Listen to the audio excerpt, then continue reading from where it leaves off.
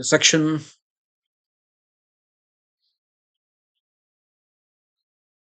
24 of Astika Parva in Adi Parva. Sauti said, then hearing and beholding his own body, the bird of beautiful feathers diminished its size. And Garuda said, let no creature be afraid. And you are in fright.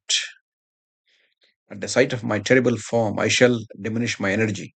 So they continued. Then the bird capable of going everywhere at will, the ranger of the skies capable of calling to his aid any measure of energy, bearing Aruna on his back, wended from his father's home and arrived at his mother's side on the other side of the great ocean. And he placed Aruna of the great splendor in the eastern regions just at the time when Surya had resolved to burn the worlds of these worlds with his fierce rays.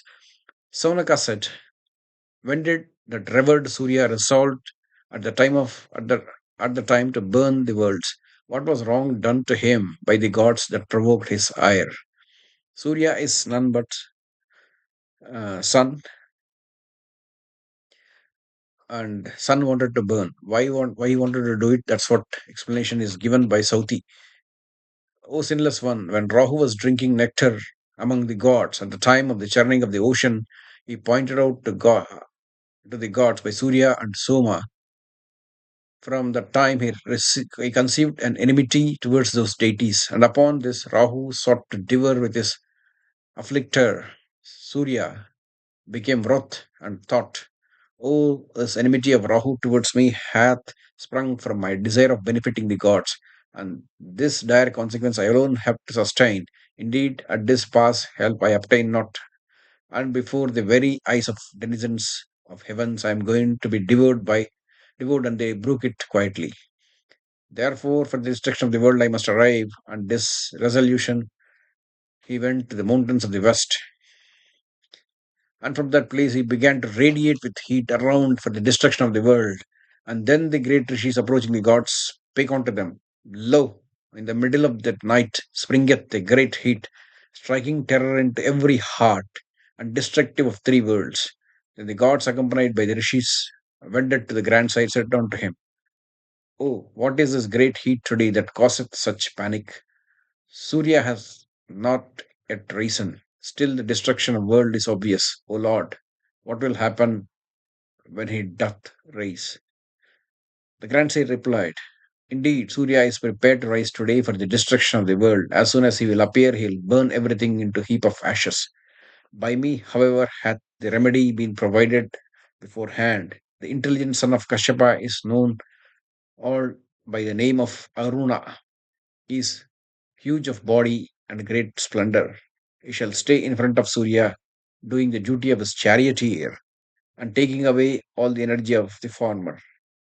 And this will ensure the welfare of the worlds and the rishis and the dwellers in the heaven. Sauti continued. Aruna, at the behest of grandsire, did all that was ordered to, and Surya rose, veiled by Aruna's person. I have told you now why Surya was in wrath, how Aruna, the brother of Garuda, was appointed as his charioteer. Here next of what the question asked by thee a little while ago. The sentence is 24th section of Astika Parva of Adi Parva. Okay, the scientific explanation I'll give you. Rahu and Ketu are shadowy planets. They will give you effect when there is light. Moon is a reflector of light, and sun is the source of light.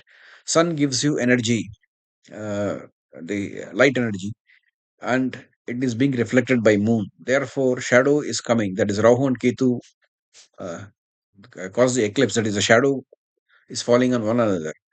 So this is the scientific explanation. And coming to Aruna, who is he? Who is he? It is the ozone layer that protects us from the radiation of sun. When you are destroying ozone layer, you are getting. It's not only ozone layer; it is also within the sun the filter that you can see from when it is closer to Earth, it is the ozone layer because that is called Marut. Sorry for this explanation, but this is Marut. Okay, one of the layers that protects us within the sun filter is called Aruna. That is also son of Kashyapa. Okay, this is the 25th section. So they said, Then that bird of great strength and energy and capable of going at will to every place, repaired to his mother's side on the other shore of great ocean. Thither lived Vinita in affection, defeated in wager and put into state of slavery. Once Kadru calling Vinita, who had prostrated herself before the farmer, addressed her these words in the presence of her son. O gentle Vinita, there is a mindset of ocean in a remote quarter,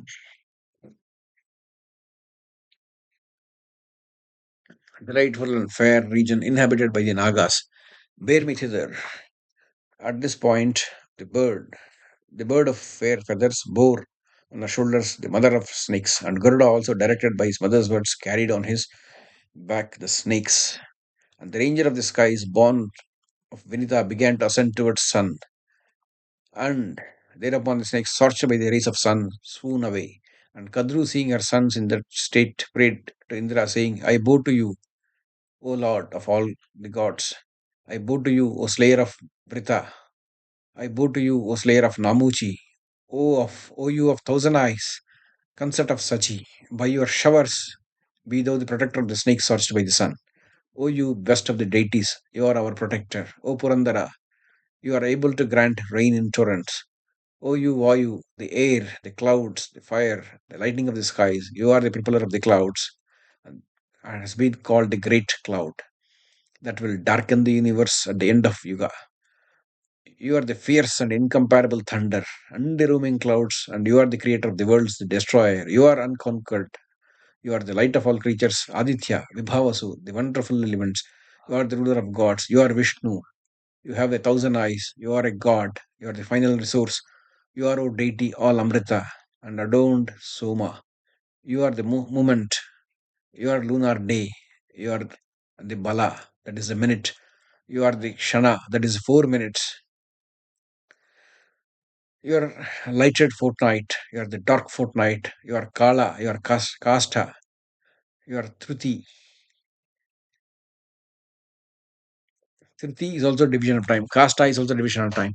You will get explanation of this in the later parvas, Shanti Anusasana parvas, when Bhishma is going to talk about time.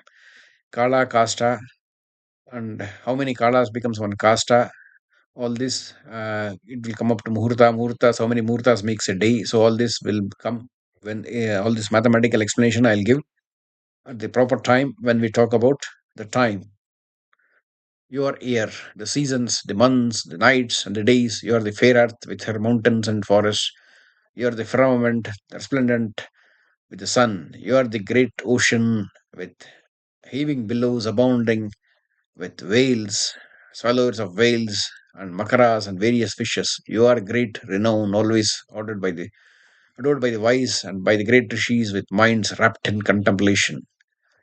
Thou drinkest for the good of all creatures the soma juice and sacrifices, unclarified buttered offered by the sacred invocation. Thou art always worshipped by the sacrifices, by Brahmanas, moved by desire of fruit. Thou of incomparable mass of strength, thou art sung in the Vedas and the Vedangas. It is for that reason that the learned Brahmanas bent upon performing sacrifices, the study of Vedas with every care. This ends 25th section of Astika Parva in Adi Parva.